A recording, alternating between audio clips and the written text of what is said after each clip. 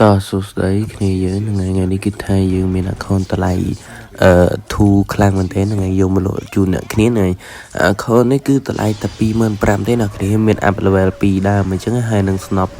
មួយដើមអញ្ចឹងអ្នកគ្នាថ្ងៃស្នប់ Lucky Mix ថ្ងៃហើយយកមើលទៅគឺប្រភេទ M4 គឺមកល្មមលេងសម្រាប់អ្នកគ្នាណាគាត់ត្រូវការលេង M4 AK Scar Grosa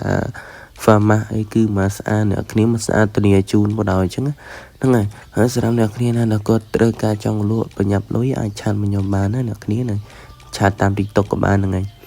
គឺខ្ញុំទទួលទិញយកបណ្ដោយទទួលទិញចូល stop ណាអ្នកគ្នាហ្នឹងហើយឥឡូវគឺដោយសារខ្ញុំត្រូវការ account ច្រើនខ្លាំងមែនទេណាអ្នកគ្នាអត់ចាប់អារម្មណ៍ខ្ញុំទេអ្នកគ្នាប្រហែលជា2ថ្ងៃខ្ញុំផល2ថ្ងៃខ្ញុំផលដល់ស្អីដោយសារខ្ញុំសេរី hero ទៅអញ្ចឹងអ្នកគ្នាបើសិនអ្នកគ្នាណាគាត់ចង់លក់ចង់អីអ្នកគ្នាអាចឆាតមករកខ្ញុំបានហ្នឹងហើយវាទីតុកខ្ញុំឈ្មោះ GD តែមួយទេហ្នឹងហើយអត់មាន2ទេហ្នឹងហើយខ្ញុំបញ្ជាក់អ្នកគ្នាខ្ញុំអត់ទាន់មាន page ទេខ្ញុំអត់មាន page ទេហ្នឹងអ្នកគ្នា page អត់មានទេអញ្ចឹងអ្នកគ្នាហើយមើលទៅក្អាវគឺស្អាតគួរសមដែរអញ្ចឹងអ្នកគ្នា